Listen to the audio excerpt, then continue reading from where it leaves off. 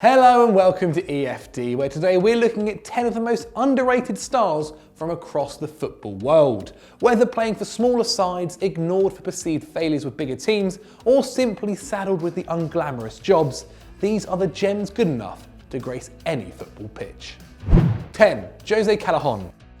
With Alan, Milik, Koulibaly, Mertens, Insigne and Fabian Ruiz, most football fans would get some way down Napoli's squad list in any ranking of the club's best players before they reach Callejón. But the Spaniard cost the Partner just €10 million back in 2013, making him the third longest serving footballer in Naples after Mertens, who joined 10 days earlier than him, and Insigne, and has to go down as one of the best Serie A bargains in the last decade. That's because Callejón has contributed 108 league goals and assists in the last 6 full seasons, an average of 18 each campaign, despite spending his first 2 years under the defence-first regime of Rafa Benitez. The Real Madrid Academy graduate has reached 10 league goals in 4 of those 6 seasons and delivered 10 assists or more in each of the last 3, showing a versatility and selflessness which have made him indispensable to every coach at the club, with the 32-year-old missing just 6 Serie A games since he moved to Italy. In fact, Callejón appeared in every Napoli league match between February 2014 and February 2017, a span of 1,090 days, and it's not because he takes it easy, with his early days at the club seeing the forward clock up nearly 3 tackles and interceptions per match. Now 8th in the all-time standings for appearances in the blue shirt, Callejón is a club legend at a side whose regard for its past heroes ranks amongst the most fervent in Europe. Other fans may not have noticed the veteran's greatness, but the Stadio San Paolo faithful know exactly how fortunate they are. 9. Josip Iličić. It's hard to talk about Atalanta without focusing on Papu Gomez, and with good reason. The Argentinian has been involved in 81 league goals in his last 5 seasons for the club, averaging a strike or assist every 160 minutes for Gasparini's side, while also ranking as the best dribbler at the club, a monumental individual contribution which was rewarded with a Champions League space in 2019. But Gomez has been aided by Slovenian attacker Josip Iličić, a journeyman forward who was rarely prolific before he arrived in Lombardy. Aside from 1 year at Fiorentina and another at Palermo, he failed to reach 10 league goals routinely, and despite averaging over 4 shots a match, 2/3 came from outside the box, making him deeply frustrating for supporters. But Gasparini coached some of the wildness out of him, putting together a team which takes the lowest proportion of long-range shots in Italy, and as a result, Iličić has scored 23 in 44 starts for Atalanta in the last 2 years. But that's not all. In that time, he has created 3 chances per match for his teammates, grabbing 15 league assists to give him a goal involvement every 109 minutes. And he beats his man over 3 times a game too, a remarkable rate for a man who will turn 32 midway through the 1920 season. For just €5.5 million, incredibly the 11th biggest fee in their history, Atalanta got a reliable striker who could perfectly complement Gomez and help them build on the most entertaining and enjoyable sides in Europe. 8. Dani Parejo. Despite playing in central midfield, Dani Parejo has delivered over 10 goals and assists for Valencia in each of the last 5 campaigns, and with 2 in the first 2 games of the 2019-20 season. He's on track to hit that tally yet again at the time of writing. At 30, the Spaniard is one of the most highly regarded and consistent midfielders in his homeland. And with 334 appearances for Los Che in all competitions, he's played more games for the club than all but 3 players in Valencia history, with 60 more than Mendieta and over 100 more than David Villa. He also has more assists since 2014 than Luka Modric, and his distribution can even rival the Croatian. Last year he put up 65 passes per match, hitting 6 long balls with a 73% accuracy and creating 2.4 chances a game, the 9th best total in La Liga, the same as Ousmane Dembele. He also pulled his weight defensively with nearly 4 tackles and interceptions per 90, which, while a significant decline from the 6 he put up as a youngster, remains extremely solid. All this is even more impressive given that Real Madrid cut Parejo loose in 2009, and he spent a single year with QPR, who were in the Championship at the time, but still only handed him 14 games. Parejo's success is testament to his quality and persistence, and shows that in football, one club's trash is another club's treasure. 7. Iago Aspas.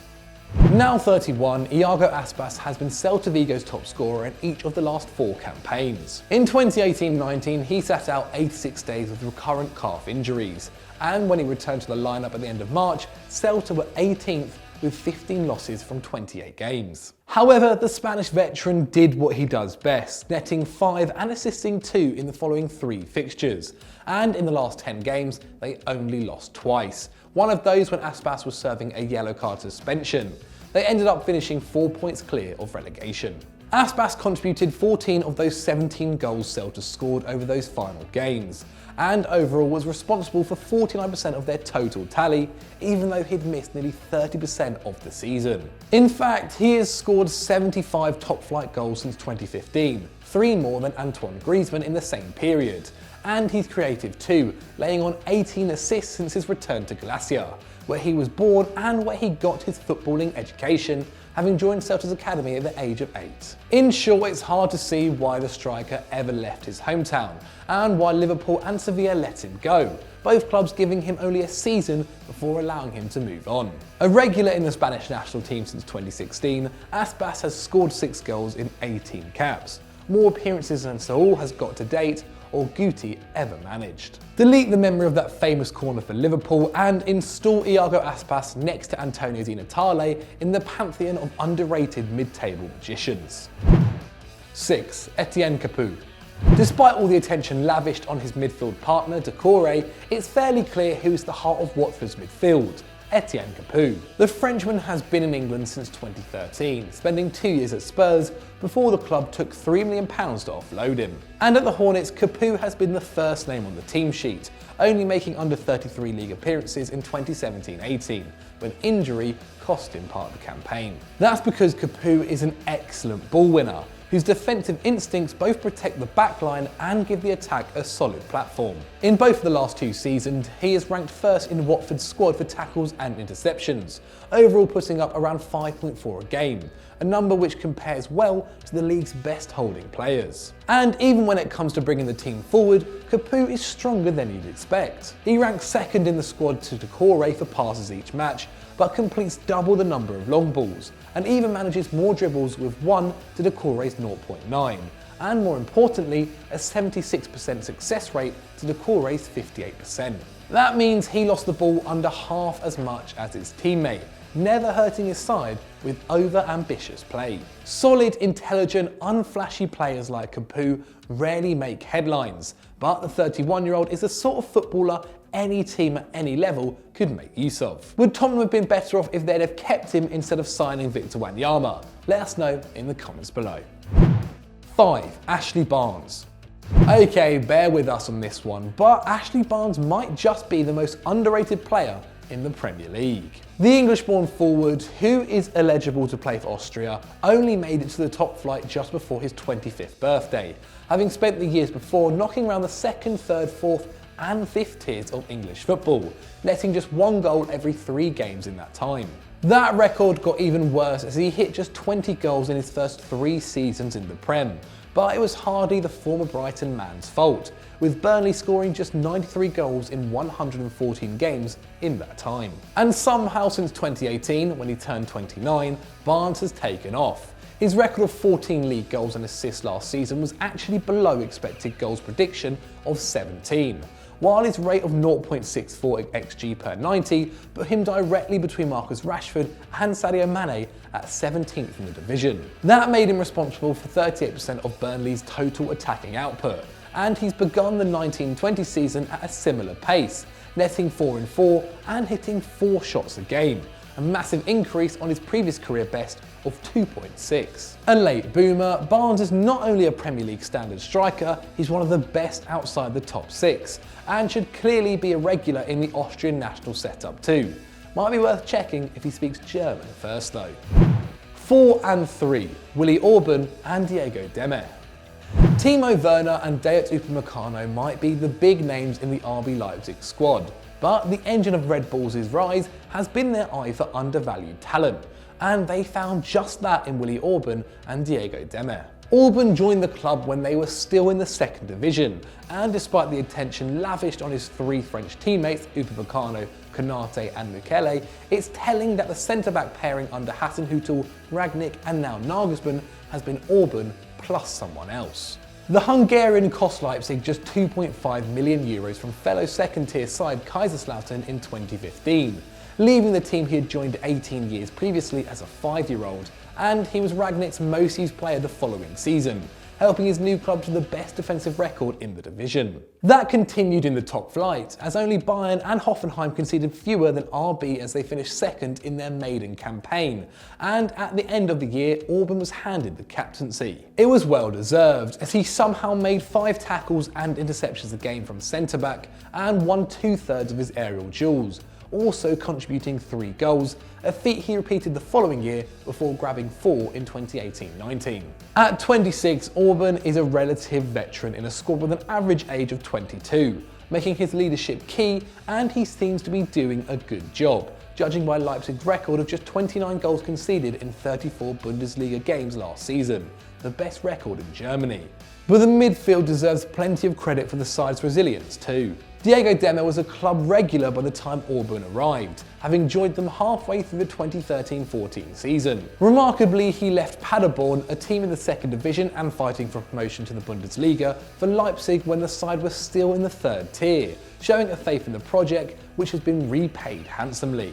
Only Yussuf Poulsen has made more appearances for RB than Demme, who earned a single cap for Germany in 2017, an incredible success story for a player who cost just €350,000. And while more exciting players have arrived in midfield, Naby Keita, Amadou Haidara and Tyler Adams to name just 3, Demme has remained a key cog in the system, missing under 5 games a season since Leipzig's promotion in 2016. In that time, he's averaged an enormous 5.6 tackles and interceptions per 90 minutes, as well as over 72 passes per 90. That suggests that Demme is the steady presence in the centre of the park, while his younger partners are allowed to get forward.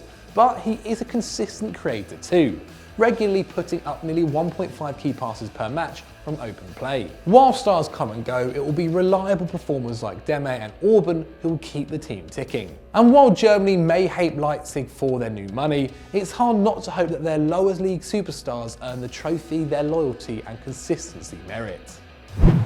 2. Kevin Volland.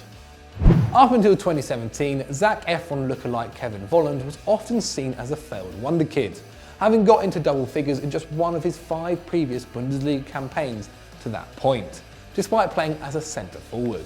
Though capped by Germany at 22 years old, he was still a regular in the under-21s by his 23rd birthday, and when he left Hoffenheim for Leverkusen in 2016 for €18 million, it was widely seen as an overpay. However, Volland has blossomed in West Germany, hitting 14 league goals in both of his last 2 seasons, despite the club's managerial upheaval, and the underlying numbers paint an even better picture. Having recorded a career-high 0.54 expected goals and assists per game in 17-18, he took a huge step in 18-19, averaging 0.76 for the season and grabbing 9 assists for 23 goal involvements in the Bundesliga, actually 1 below expectation. And when you look at the half season after Peter Bosz took over, it seems that there's more to come, as Volland contributed to 15 goals in 17 appearances, with his 0.91 expected goals ranking 3rd in the league, ahead of Luka Jovic and Timo Werner. Now 27, Volland is one of the most reliable goal-getters in Germany,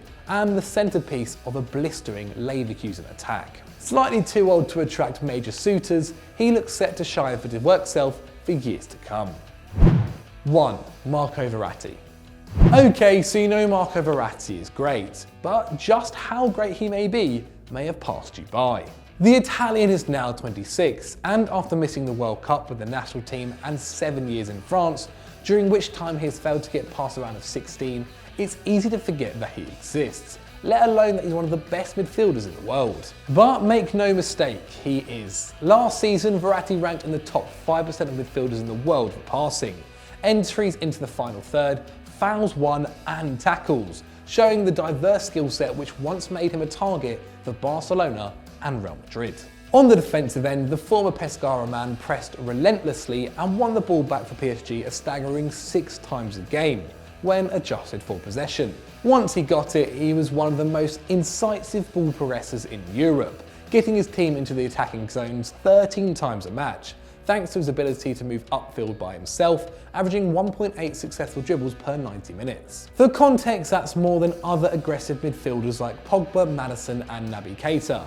And he did it while being the chief passing hub in Tuchel's system, leading Ligue 1 in passes completed per game with 99. For all the fuss over Neymar and Rabiot, it's staggering that no one has ever made a bank-breaking swoop from the man who makes Paris Saint-Germain tick. With 6 titles in the last 7 years and 7 consecutive appearances in the Ligue 1 Team of the Season, Verratti deserves the continental trophy PSG look destined never to win.